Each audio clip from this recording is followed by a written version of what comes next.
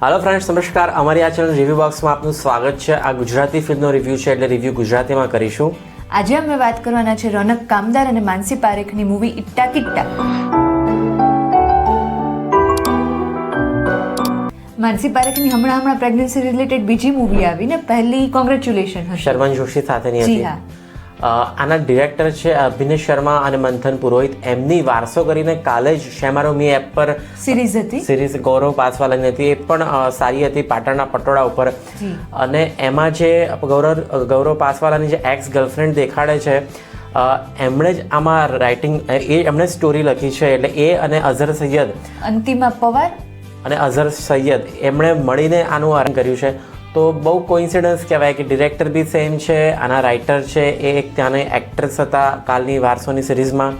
તો just coincidence આ ફિલ્મની સ્ટોરી વિશે વાત કરીએ તો એકદમ યુનિક સ્ટોરી છે, અલગ સ્ટોરી છે। ક્યારે આપણે ક્યારે બોલિવૂડ કે હોલિવૂડ ક્યાંય પણ આવી સ્ટોરીને ટચ થતી જોઈ નથી। એડોપ્શનની વાત મને પણ યાદ નથી આવતું કે આવી કોઈ મૂવી જોઈ છે।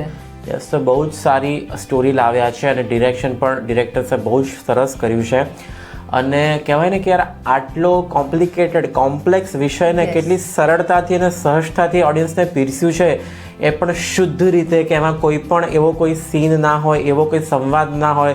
તમે નાના બાળકથી માંડીને તમારા મમ્મી પપ્પા સાથે મળીને જોઈ શકો એટલી કહેવાય ને કે એકદમ ચોખ્ખી ચટ મસ્ત ફિલ્મ બનાવી છે। પ્લસ એડોપ્શન રિલેટેડ તો એના જે લીગલ પાસા હોય, ફેમિલીમાં કઈ રીતે બધા એડજસ્ટ થાય છે, બધું બહુ જ સારી રીતે વર્ણવેલું છે। અને મેઇન એની સ્ટોરી સંક્ષિપ્તમાં કહીએ તો અહીંયા રોનક કામદાર અને જે માનસી પારેખ એક કપલ છે, બહુ સારા ધનાઢ્ય ફેમિલીમાંથી બિલોંગ કરે છે। અને રોનક કામદારે જોબ કરે છે, એનું નામ નીરવ હોય છે અને માનસીનું નામ કાવ્યા હોય છે।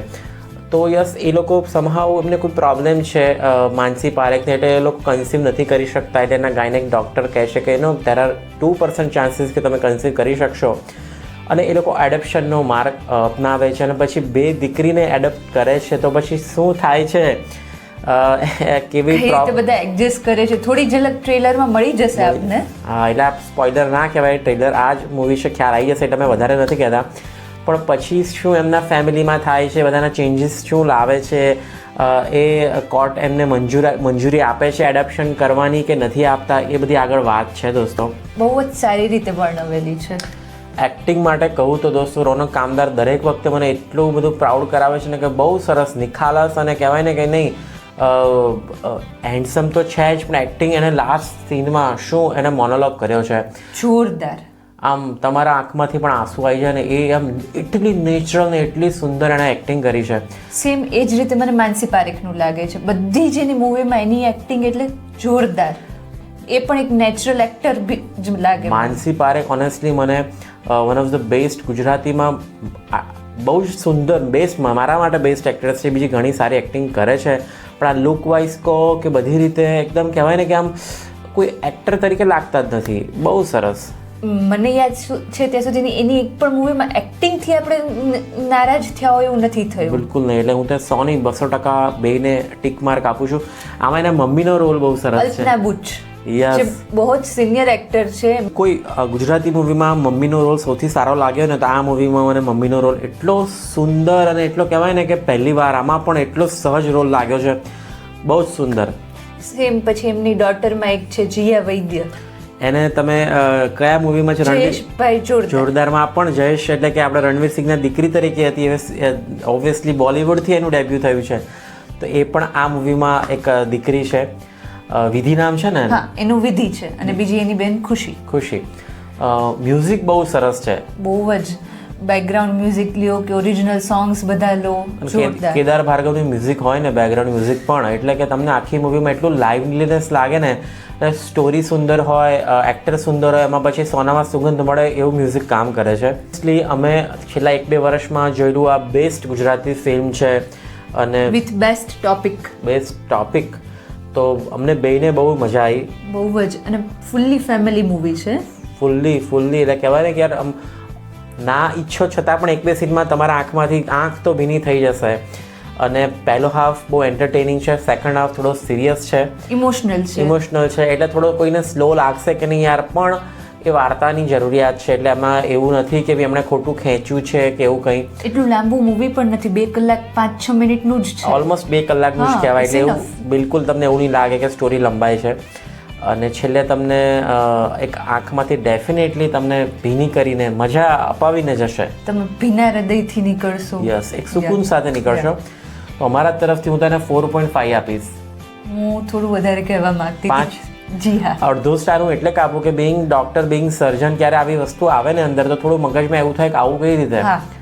હવે સપોઝ કે સ્પોઇલર નહીં પણ એક ઓપરેશનની વાત આવે છે, તો ડિટેલ નહીં કહું કયું ઓપરેશન. તો એ સગા વગર ઓપરેશન થિયેટરમાં ઓપરેશન માટે જતા રહે છે, કોઈ સગા સંબંધી સાથે નહીં. ઓપરેશન એટલે એવી કોઈ જો પહેલી વસ્તુ કે સગા વગરની સહી વગર કોઈ ઓપરેશન થાય જ નહીં. સગા કોઈ જોઈએ જવાબદારી લેવા માટે. અને ઓપરેશન તો દૂર, પછી ઓપરેશન પછી શું, તો એવું તો છે નહીં કે તમે ઓપરેશન કર્યું એટલે ચલો નીકળી ગયા. આ ડે કેર સેન્ટર તો હોતું નથી. ઓપરેશન જે વાત થઈ રહી છે તો એ મેજર ઓપરેશન, તેમાં 2-3 દિવસ હોસ્પિટલમાં રાખવા પડે. તો સગા વગર તો કઈ રીતે શક્ય બને? પ્લસ એમાં મલ્ટી સ્પેશિયાલિટી હોસ્પિટલ જેવું બતાવે છે. કોઈ નાનું ક્લિનિક હોય તો ચલો એવું બતાવી દે, વોટ એવર. એટલે આ મૂવીને કંઈ એમાં બિલકુલ નથી નબળું બનાવતું. પણ હવે બિંગ સર્જન મનમાં એ વસ્તુ પૂછ્યા કરે કે આવું થોડી હોય. એટલે મૂવી બહુ જ સરસ છે, પણ એટલે મેં અડધો માર્ક કાપ્યો. અડધો બાકી તો એ બહુ જ ચાલવાની છે મૂવી દોસ્તો. બહુ જ માઉથ ટુ માઉથ પબ્લિસિટીથી ચાલશે. એટલી ચાલશે. અને ગેરંટી આ મૂવી બધા લોકો ઓલમોસ્ટ કહે ને કે જોવા જશે. ધીમે એના શોઝ પણ વધશે અને જોવા જવું જ જોઈએ. હવે થોડોક લંબા છે. એક વાત છે, આજે મેં ટોપિક ઉઠાવ્યો છે ને કે આજકાલની જનરેશનમાં પ્રેગ્નન્સી બહુ ડિલે થઈ રહી છે. લોકો મતલબ કેટલું ભણવાનું કરે છે. સપોઝ કે આપણે ડૉક્ટર્સ તરીકે જે સુપર સ્પેશિયાલિસ્ટ થતા હોય આગળ જે કરે, તો એ તો 28, 29, 30 વર્ષ થઈ ગયા હોય છે. અને પછી લગ્ન કરે ને પછી 32, 33, 34 વર્ષે તો બહુ જ બધું ડિલે થઈ રહ્યું છે. ને એના માટે કેટલા પ્રેગ્નન્સીમાં કોમ્પ્લિકેશન્સ આવે છે, ઇન્ફર્ટિલિટીના પ્રોબ્લેમ્સ વધી રહ્યા છે. તો એ પણ એક બહુ સારી રીતે એક મેસેજ આપી દીધો છે કે અલ્ટિમેટલી એમની પાસે મર્સિડીઝ બેન્ઝ ગાડી છે, બહુ જ જબરજસ્ત સુરતમાં બંગલો છે, કરોડોનો બંગલો હશે, એટલો વિલા જેવો બંગલો છે. પણ અલ્ટિમેટલી તમારી પાસે તમારું પોતાનું કહેવાય સંતાન ન હોય તો એ બધું વ્યર્થ છે. તો એવરીથિંગ ઇઝ નથિંગ. તો એ કહી શકાય કે એના કરતાં પૈસાવાળો, કદાચ ગરીબ હશે ત્યાં ઝૂંપડામાં રહેનારો, પણ એની પાસે 1, 2, 3 દીકરા હશે ને, તો એમ કહેવાય ને કે ક્યારેક એવું લાગતું હશે ને કે આપણા કરતાં આ લોકો વધારે પૈસાદાર છે. એટલે કે એઝ વધારે ધનવાન છે. એટલે વાત એ છે કે પુત્ર છે. પછી એ પણ એમને સારી રીતે સમજાવી દીધું છે કે હવે કુદરતને આ જ મંજૂર છે, તો તમે કોઈને પણ અડોપ્ટ કરીને પણ તમે પોતાનું સંતાન બનાવી શકો. અને એમાં તમે લાગણી રેડીને એનું પણ સારું કરી શકો અને તમારું પણ સારું કરી શકો. એટલે બે વસ્તુ એક સાથે આપણે ભેગી કરીને તમને પીરસી છે. એમાં એક ડાયલોગ આપે છે ને કે પ્રેમ આપવાથી પારકા પોતાના થાય છે, પોતિકા બને છે. તો ઓવરઓલ દોસ્તો વર્થ વોચ છે. તમારા મમ્મી પપ્પા, તમારા દીકરા દીકરીને બી લઈને જઈ શકો એવી મૂવી છે. અમને તો બહુ જ મજા આવી ગઈ છે. Heads of to all. Thank you so much.